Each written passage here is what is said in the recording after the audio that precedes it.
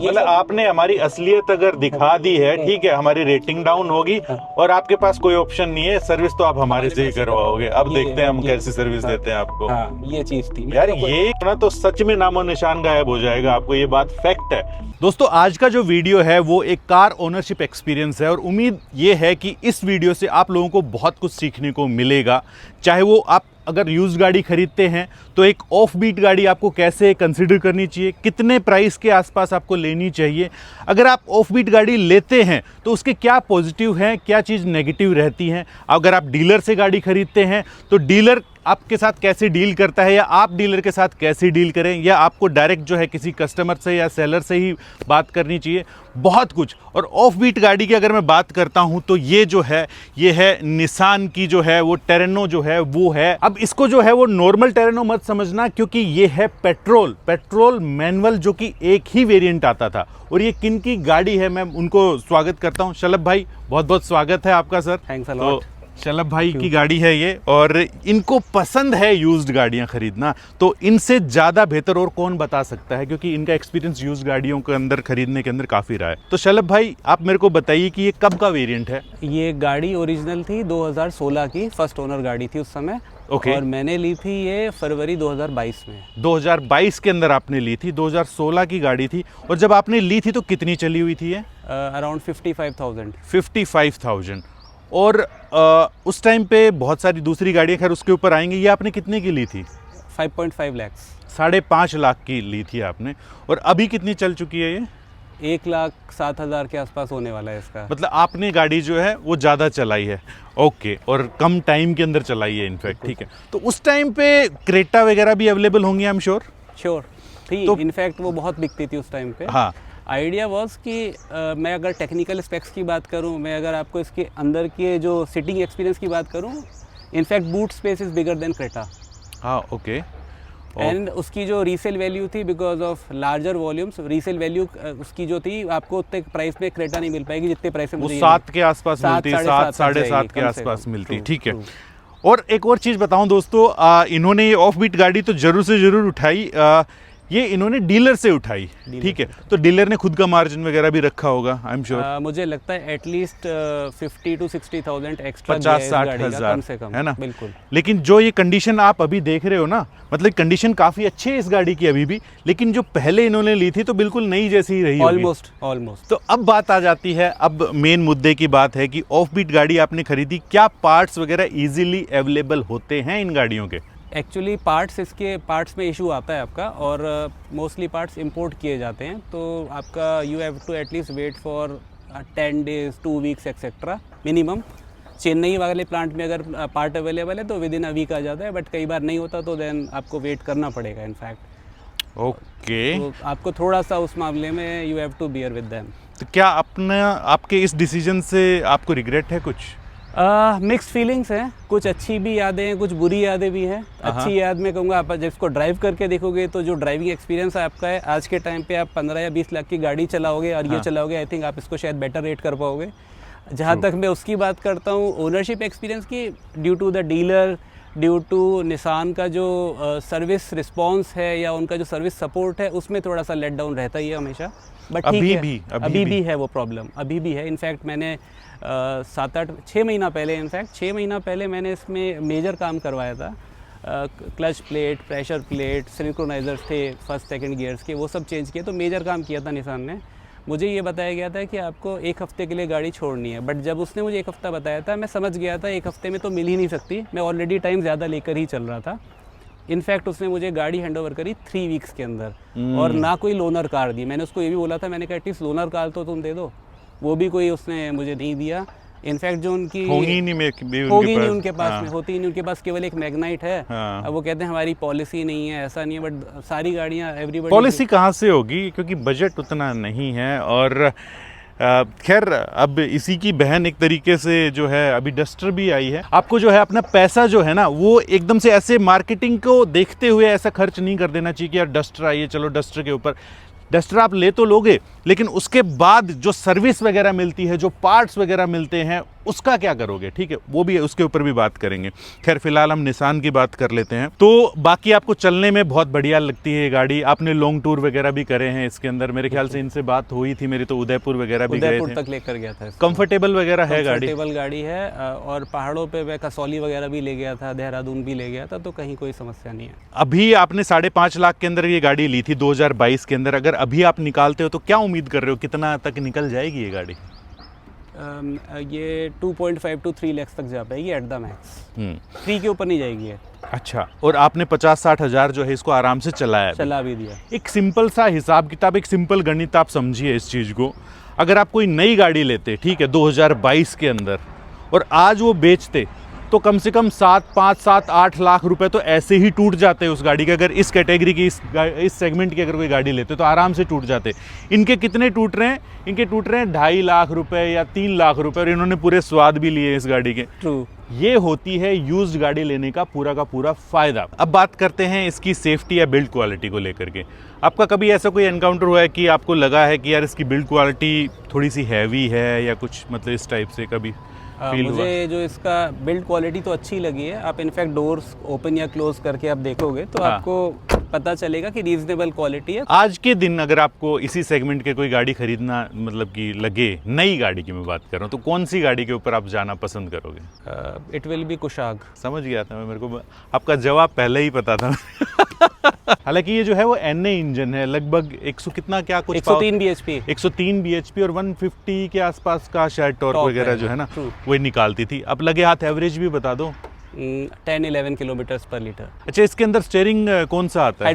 Hydraulic steering आता है। एक काम करते हैं, अब एक की गाड़ी को चलाते हुए जो है वो सर से बात करते हैं कि डीलर के साथ में जो है वो इनको क्या कुछ झेलना पड़ा, क्या कुछ है इनका एक्सपीरियंस, और ये क्या सजेस्ट करेंगे हम लोगों को, ठीक है। तो ड्राइव स्टार्ट करने से पहले सर ने जब गाड़ी, अगर इतनी ज़्यादा वैल्यू फॉर मनी चुनी है, इन्होंने इतनी ज़्यादा वैल्यू फॉर मनी गाड़ी चुनते हैं, खास स्पेशली यूज्ड कार, तो एक वैल्यू फॉर मनी फ्रेग्रेंस भी तो इनके लिए बनता है ना। और अगर गर्मी ऐसी हो और ऐसी के अंदर अगर स्नोफॉल की एक एहसास तक मिल जाए ना, तो क्या गजब की बात है। तो ये है इन्वॉल्व 1 का स्नोफॉल जो है ना फ्रेग्रेंस, वो मैं लेकर के आया हूँ सर के लिए स्पेशल। आप लोग भी अगर चाहें तो जो QR कोड आ रहा है ना अपनी गाड़ी के लिए बिल्कुल ले सकते हैं। QR कोड को स्कैन कीजिए, मैन मोटर कूपन कोड लगाइए, और ये वाली जो फ्रेग्रेंस है ना आप भी जो है वो खरीद सकते हैं। पूरा 10% का जो है ना आपको ऑफ मिलेगा। नीचे डिस्क्रिप्शन के अंदर मैंने लिंक भी छोड़ दिया है, और आप सर से खुद पूछिए कि ये कैसी फ्रेग्रेंस इनको लग रही है। अब सर लग रहा है बढ़िया। बहुत अच्छा, बहुत अच्छा। यही लगेगा आगे से। इसको अब यहाँ से कम या ज्यादा भी आप कर सकते हो यहाँ से ना, ठीक है। और वैसे 3M की टेप भी आती है इसके अंदर, अगर कहीं पे भी लगाना हो या कप होल्डर वगैरह के अंदर रखना हो तो आप आराम से इसको रख सकते हैं, ठीक है। तो सर ये आपके लिए, और आप लोग भी चूज कर सकते हैं, 100% रिकमेंडेड है ये वाली स्नोफॉल। तो अब इस गाड़ी को चलाते हैं दोस्तों।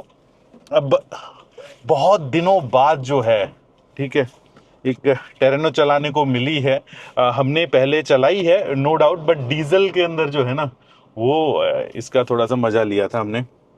अब पता है सीटिंग पोस्चर आप देखो मेरा, बल्कि ये कैमरा जो है ये बिल्कुल मेरी आंखों से थोड़ा सा नीचे ही है, लेकिन उसके बावजूद जो है ना आपको देखिए कि यहाँ पर पूरा का पूरा बोनट जो है ना प्रॉपर दिखाई दे रहा होगा।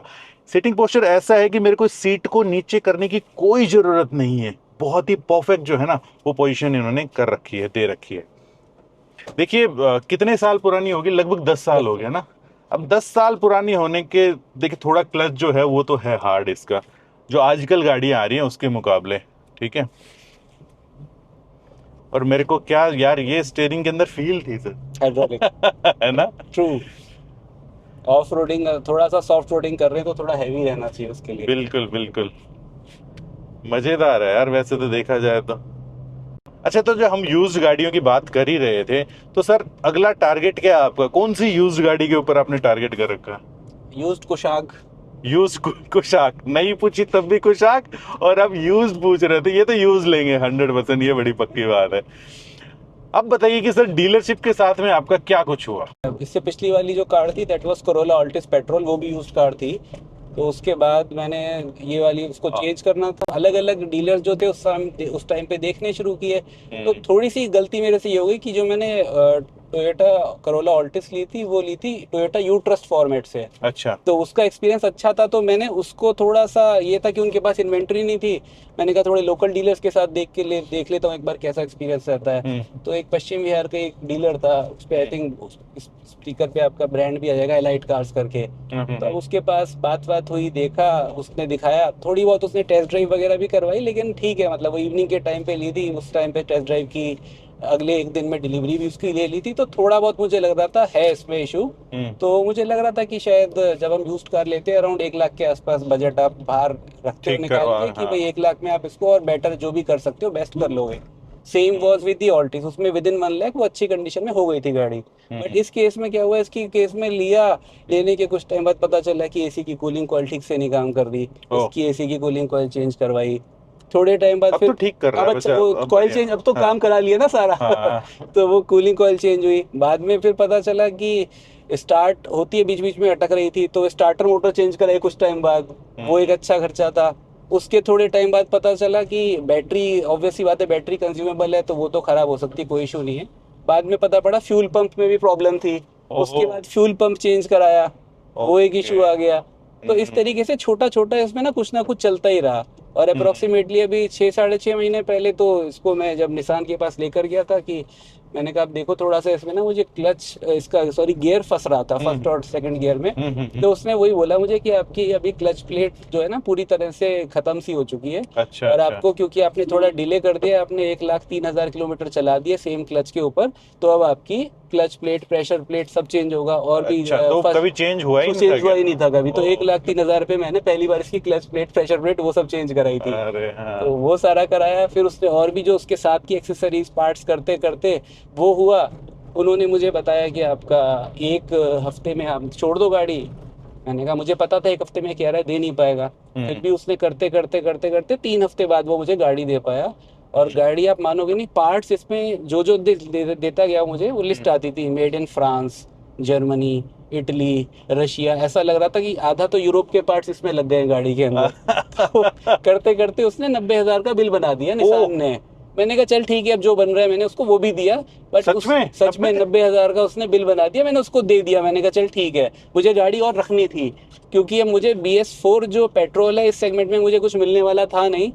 और BS6 में वो चीज़ें बची नहीं जो BS4 में हुआ करती थी। वो आप भी शायद मानोगे चलाने के बाद, बाकी सब चीज़ों को देख के। ज़्यादातर चीज़ें अब गाड़ियाँ ऑटोमेटेड होने लगी हैं, ज़्यादा गैजेट्स आने लगे हैं, फैंसी वायरलेस चार्जर से लेके कुछ बड़ी सनरूफ, ये सब फीचर जो एक्चुअली ड्राइविंग डायनेमिक्स होनी चाहिए, ड्राइवर इंगेजमेंट के नाम पे कुछ नहीं है आज के टाइम पे। तो इसलिए आई थॉट कि अभी इसकी वैलिडिटी भी है, इसको मैं और थोड़ा टाइम रख सकता हूँ। नहीं, इसको चलाओ, इसकी परफॉर्मेंस तो मैं देख ही रहा हूँ, अभी अच्छी चल रही है गाड़ी, कोई दिक्कत वाली बात मेरे को लग नहीं रही है। एक दो और चीज देखो, ये प्रोडक्ट बहुत अच्छे हैं, अभी भी अच्छे हैं, कोई दिक्कत वाली बात नहीं है। लेकिन दिक्कत कहाँ है? डीलरशिप्स के अंदर दिक्कत है, पार्ट्स की अवेलेबिलिटी के अंदर दिक्कत है, यहाँ पर थोड़ी सी दिक्कत आती है। थोड़े से मतलब कि ये कहूंगा कि उनका ना बजट है, थोड़ा सा एडवांस में पार्ट वगैरह मंगवा करके नहीं रखते हैं वो, ठीक है, नहीं रखते। वो जब आप जाओगे तब ऑर्डर लगता होगा, तब ऑर्डर लगता है। फिर उनका अगर चेन्नई प्लांट से आता है, इसका जो मेन जो हब है, अगर वहां पर भी नहीं हुआ फिर वो इम्पोर्ट ही करते हैं। तो चेन्नई प्लांट से अगर आएगा तो 1 हफ्ता लगता है, और इम्पोर्ट करते हैं तो वो 2-3 हफ्ते आप कम से कम लेकर चलो ना। वो लोनर कार देते हैं। मैंने इनफैक्ट उनको बोला था कि एटलीस्ट आप इतना लंबा टाइम रख रहे हो, लोनर कार हमारी पॉलिसी नहीं है। ये कुछ उनकी कोई सर्विस या जनरल मैनेजर थी कोई अंजलि करके, वो उनको आप फोन करोगे वो फोन ही नहीं उठाएंगी, कहेंगी कि नहीं वो आप हमारे सर्विस मैनेजर से बात कर लो कोई। और उनसे आप बहुत मैंने फॉलोअप करके बात किया तो शी वॉज वेरी रूड कि नहीं आप ऐसे नहीं है, हम तो खाली जो सर्विस मैनेजर्स वगैरह है उनके साथ आप बात कर लो, और जो भी हम कर रहे हैं बेस्ट करके दे रहे हैं, इससे अच्छा कुछ नहीं हो सकता। We are Nissan. और मैंने उनको बोला भी था, मैंने कहा आपका निसान तो ठीक है, काफ़ी कंपनियां वाइंड अप हो चुकी हैं, आपका भी वही ना हो जाए वाइंड अप। तो एटलीस्ट जो लोग आपकी कार या प्रोडक्ट यूज़ कर रहे हैं उनकी थोड़ी सी आप वो कर लो, कदर कर लो अपने आप में। नहीं तो बड़े बड़े ब्रांड्स चले गए, आपका तो फिर नामो निशान बिल्कुल 100%। तो ठीक है, वही था। तो फिर उनका मैंने निसान को मेल्स वगैरह भी लिखी कि मुझे इनके साथ ये इशू आया था, इन्होंने मुझे बताया नहीं कि जब ये सब क्लच प्लेट का पूरा काम चेंज होता है तो आपका माइलेज सडन ड्रॉप होगा। तो वो सडन ड्रॉप हुआ, उसके लिए मैंने बोला। उनका एक टेक्नीशियन घर पे आके उसने देखा, उसने कहा नहीं ये तो आपको कुछ टाइम चलानी पड़ेगी तभी वापस एवरेज बढ़ना स्टार्ट होगा। तो ये सब चीजें उनको पहले बता के रखनी चाहिए। उनका जो सर्विस एडवाइजर था उसको मैंने बोला कि मैंने कहा चलो अब तुमने इतना मोटा बिल बना दिया है तो कुछ थोड़े रबिंग पॉलिशिंग के कूपन्स डाल दो, साथ में अलाइनमेंट बैलेंसिंग के डाल दो, कि मुझे लगेगा कि चलो मैंने इतना अमाउंट पे किया है तो जैसे अपना वो धनिया मिर्ची रहती है वो थोड़ी बहुत मिल जाएगी। तो उसने वो भी कुछ नहीं करा। तो मैंने कहा ठीक है। और फिर कस्टमर सर्विस वाले फोन करते हैं कि आपने निसान में हमारा वो बोल दिया है, हमारी उससे रेटिंग थोड़ी कम हो गई है, अब हम आपको कुछ भी नहीं करेंगे और सर्विस कराने तो हम आपको हमारे पास ही आना पड़ेगा। मैंने कहा ठीक है मैं आपके पास सर्विस कराने आऊंगा। ये नोएडा, ये तो ब्लैकमेल टाइप किसी होगी उनका। हाँ जी हाँ जी बिल्कुल, कि ये कस्टमर रिलेशनशिप मैनेजर के वर्ड्स थे कि देखो आप और हम मिलके करेंगे तो बेटर रहेगा। सर्विस तो आपको वैसे भी हमारे पास ही करानी पड़ेगी। थोड़ा बहुत आप भी कर लो हमारे लिए। तो ये मतलब आपने हमारी असलियत अगर दिखा दी है, ठीक है, हमारी रेटिंग डाउन होगी और आपके पास कोई ऑप्शन नहीं है, सर्विस तो आप हमारे से ही करवाओगे। अब देखते हैं हम कैसी सर्विस देते हैं आपको। ये चीज थी यार, ये क्या बात हुई यार। निसान वालों अगर देख रहे हो ना तो सच में नामो निशान गायब हो जाएगा आपको, ये बात फैक्ट है। ठीक है, एक बात मैं आपको बता देता हूँ, ठीक है शलभ जी, मैं आपको भी बताता हूँ कि फोर्ड जो है ना अभी भी बहुत ही प्यारी सर्विस दे रहा है अपने लोगों को, बहुत ही ज्यादा अच्छी सर्विस दे रहा है। इतने ज्यादा सेटिस्फाई रहते हैं ना उनकी सर्विस से कोई, और सस्ती भी है बाकियों से। इनफैक्ट मैं तो कहूंगा कि कई दफा तो मैंने ऐसे देखा कि मारुति से भी सस्ती जो है ना, हालांकि मारुति की आजकल सस्ती बची नहीं है, लेकिन उससे भी काफी जो है ना वो सस्ती सर्विस ये लोग देते हैं। तो यही बात है यार, आप तो अभी हो ब्रांड इंडिया के अंदर, ठीक है, ऐसी हरकतें क्यों कर रहे हो। और कहीं ना कहीं मेरे को ऐसे ही फीडबैक जो है ना यहाँ रेनो से भी मिले हैं, टू बी वेरी ऑनेस्ट, ठीक है, क्योंकि है तो बहन भाई ना आपस के अंदर, ठीक है। तो वो वाली चीजें देखिए, प्रोडक्ट अच्छा होना बेहद जरूरी है, लेकिन उतना ही अच्छा जो है ना वो आपकी सर्विस का होना भी उतना ही इंपॉर्टेंट है। सिर्फ प्रोडक्ट को रख करके क्या चाटोगे आप। एक बात बताओ, सर्विस करवाने तो जाओगे ना, आपको सर्विस अगर ढंग की नहीं मिलेगी, आपकी गाड़ी में कोई दिक्कत आ गई, ठीक है, टाइमली अगर ठीक करके नहीं दे रहे हैं तो क्या चीज, तो वही चीज है। तो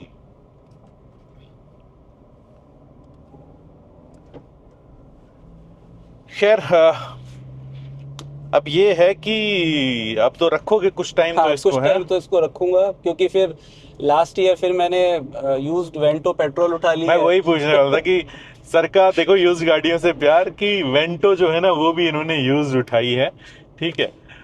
वो कब का वेरिएंट है सर?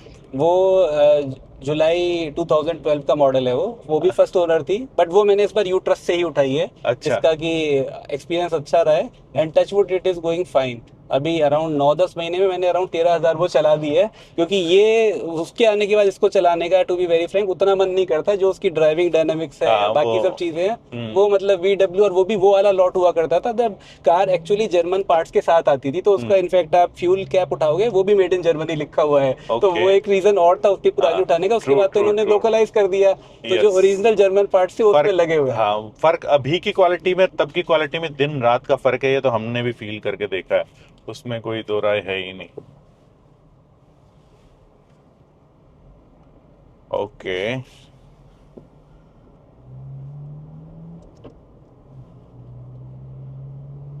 मेरे को ये वाला स्टीयरिंग स्पेशली थोड़ा सा ज्यादा अच्छा लग रहा है, इसमें ना ज्यादा कनेक्टेड जो है ना आदमी फील करता है इस वाले उससे, ये तो है इसमें।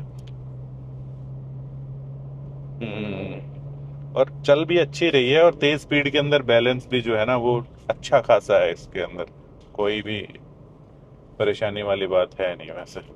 खैर, क्या अब आप इस टाइप की गाड़ी को रिकमेंड करोगे? अब कोई अगर और जो हमारे यूज्ड गाड़ियां देख रहे हैं तो उनको, ऑफ बीट गाड़ियां, ऑफ बीट कार्स का यूज केस आपका तब बनता है जब आपकी रनिंग थोड़ी सी हैवी की साइड पर हो, लेकिन आपका जो सर्विस नेटवर्क है या पार्ट की अवेलेबिलिटी है वो थोड़ी ठीक ठाक मिल जाए। तो पर्सनल एक्सपीरियंस की वजह से मैं उस चीज को अवॉइड करूंगा, या मैं रिकमेंड भी नहीं करूंगा, क्योंकि हर एक के पास इतना टाइम या पेशेंस नहीं होता कि वो वर्कशॉप पे जाके इतना टाइम लगाए।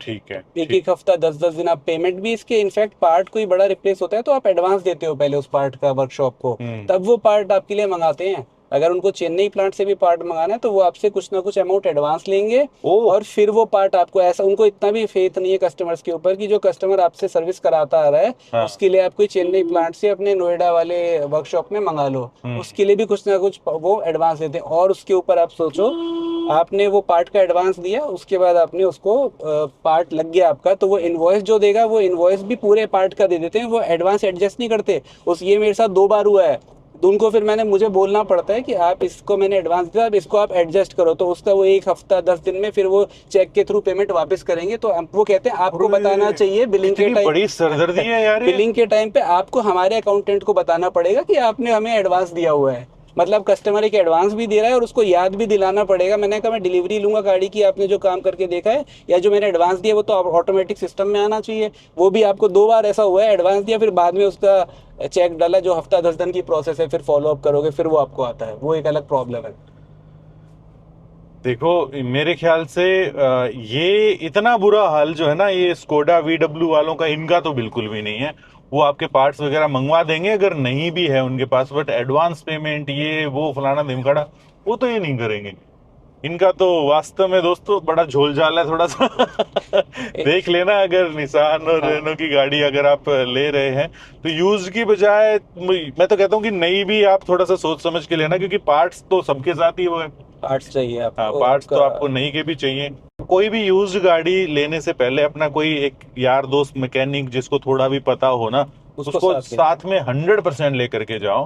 ठीक है, तो वहां पे थोड़े से चांसेस और कम हो जाते हैं आपके धोखाधड़ी के। ठीक बाकी है। थोड़ा सा देखिए, यूज्ड कार में रिस्क तो रहता ही है, और अराउंड 1 लाख के आसपास आपको एक अमाउंट अपना अलग करके रखना चाहिए लेने के बाद, कि उसके जो जो भी इमीडिएट खर्चे आएंगे वो आप कर पाओ, उतना आपको लेके चलना पड़ेगा जब आप यूज्ड कार ले रहे हो। और उसमें कोई हर्ज भी नहीं है, अगर आप देखोगे डेप्रिसिएशन वगैरह को, फर्स्ट यूजर से सेकंड यूजर में जो डेप्रिशिएट हुआ, बिल्कुल जो उसको बिल्कुल। रेजिडुअल लाइफ आपको मिल रही है, तो कहीं ना कहीं वो 1 लाख आपको खलता नहीं है, क्योंकि आपने उसकी बाइंग प्राइस में काफी अच्छा आपको गेन मिल चुका है।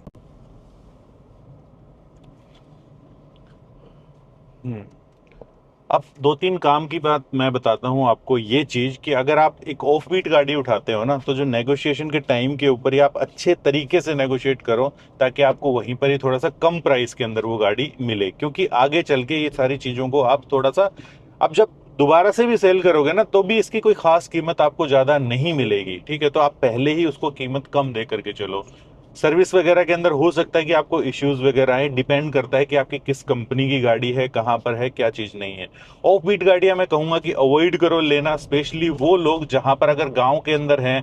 ठीक है ना, तो वहां पर आपको सर्विसेज वगैरह नहीं मिल पाएगी, पार्ट्स वगैरह जो है ना वो आपको नहीं मिल पाएंगे। ठीक है, कभी इस हमारे वीडियोस देख करके यार उन्होंने बोला था कि ऑफ बीट गाड़ियां लेनी है, बहुत अच्छी होती हैं, लेकिन वो उन लोगों के लिए अच्छी होती हैं जो स्पेशली दिल्ली NCR के अंदर हैं। ठीक है, ये अवेलेबल हैं यहाँ पर सर्विस सेंटर वगैरह और वो सारी चीजें। इसके अलावा आप अगर देखो तो ज्यादातर अगर गाँव की तरफ ले रहे हो यूज्ड गाड़ियां, तो डेफिनेटली मारुति, हुंडई या फोर्ड को भी अगर कोई सर्विस सेंटर है तो आप ले सकते हो, नहीं तो नहीं। नहीं तो फिर इन्हीं दोनों चीजों के ऊपर जो है ना मेजरली फोकस आप करके चला करो। ठीक है, लेकिन यूज्ड गाड़ी लेना हमेशा एक फायदे का सौदा रहता है, मतलब ज्यादातर, बशर्ते आप ठगे ना गए हो, जैसे कि मतलब कि गाड़ी के अंदर कुछ मेजर इश्यूज वगैरह निकल करके आ गए और वो सारी चीजें। एंड अगेन एक एडवांटेज होता है कि अगर आप हुंडई या मारुति की अगर कोई गाड़ियां लेते हो और अगर उनके अंदर कुछ इश्यूज वगैरह निकल करके आ गए, तो इजीली जो चीजें हैं ना वो रिप्लेस हो जाती हैं। समझ में आया? तो ये चीज मैं आपको बता रहा हूँ। बाकी चलाने में तो सर नो डाउट अच्छा लगता है इस गाड़ी को। स्पेशली अगर मैं विजिबिलिटी की बात करूं तो भर भर करके जो है ना विजिबिलिटी दी गई है, यहाँ पर सब कुछ दिखाई दे रहा है, चारों कोने जो है ना मेरे को अच्छे तरीके से विजिबल है। ठीक है, तो इनफैक्ट अगर आप थर्ड शीशा देखोगे इसका, जो हाँ। आपका third, that is the biggest. आज भी जो एसयूवीज नई भी आ रही हैं, True. थर्ड ग्लास इतना बड़ा नहीं है। यस, ये इसका कैमरा इतना जबरदस्त है ना कि मतलब कि गर्मियों में भी ऐसा लग रहा है कि बाहर इतनी तगड़ी फॉग हो रखी है। वो आपने वो स्नो का वो लगाया था ना, उसका असर कैमरे पे चला गया, स्नो का। बिल्कुल सही बात है, लेकिन ये कंपनी फिटेड नहीं, ब्लू पंख का ये अलग ब्लॉ से। पंक्ट का निसान से ही लगाया हुआ था, फर्स्ट ओनर ने लगाया था ये। अच्छा। मैंने कुछ नहीं इस पे एक्स्ट्रा का काम करवाया, एलॉय व्हील्स ये सब ब्लॉ पंक्ट का ये लगा हुआ मिला था, तभी मुझे लगा ये ठीक ठाक डील लग रही है। हल्की सी महंगी तो थी बट उससे काम ठीक ठाक करा रखा था, सीट कवर्स भी प्रीमियम थे। मैंने कहा ठीक है, सामने वाले ने ठीक से रखा है तो लिया जा सकता है रिस्क थोड़ा सा। बिल्कुल, देखिए ORVM यहाँ पर कहाँ से एडजस्ट होते हैं मैं आपको दिखाता हूँ। ये देखो, यहाँ से जो है ना वो ORVM जो है ना वो एडजस्ट होते हैं। कुछ इस तरीके का जो है इसका अंदर का इंटरफेस वगैरह जो है वो है। देखिए यहाँ पर पूरा, हाँ ये देखो 1,06,558, ये ऑल ओरिजिनल चली हुई है, राइट। तो दोस्तों ये था आज का हमारा वीडियो, जो सर ने बताया अपने एक्सपीरियंस यूज्ड गाड़ी के बारे में और इस गाड़ी के बारे में और क्यों खरीदते हैं ये यूज्ड गाड़ी। आई होप कि आपको पता चल गया होगा और आपको कौन सी गाड़ियां खरीदनी चाहिए, क्या नहीं खरीदना चाहिए, ये भी आप सब लोगों को पता चल गया होगा। इसके अलावा आप कुछ जानना चाहते हो तो नीचे कमेंट्स के अंदर जरूर से जरूर पूछिएगा और हमें इंस्टाग्राम के ऊपर 100% फॉलो कर लो, क्योंकि वहां पर जो आप सवाल पूछते हो वहां पर आपको रिप्लाई दिए जाते हैं, साथ के साथ उनके ऊपर वीडियोस वगैरह भी बनाए जाते हैं ताकि आपको एक प्रॉपर जवाब मिल सके। Thank you so much thanks a Shalabh lot sir, भाई, बहुत थैंक्स अ बहुत लॉट भाई, बहुत ठीक अच्छा है। लगा मुझे। हाँ, और अगली जब आप यूज गाड़ी लें तो एक बार जरूर से जरूर बताना कि कौन सा एक्सपीरियंस करेंगे उसका भी। बिल्कुल बिल्कुल बिल्कुल, श्योर श्योर। ठीक है, तो मिलते हैं दोस्तों ऐसे किसी नेक्स्ट वीडियो के अंदर इसी मैसेज के साथ कि अगर 4 व्हीलर चलाते हो तो सीट बेल्ट जरूर डालना, 2 व्हीलर अगर चलाते हो तो हेलमेट जरूर पहनना। जय हिंद, जय जय भारत। भारत।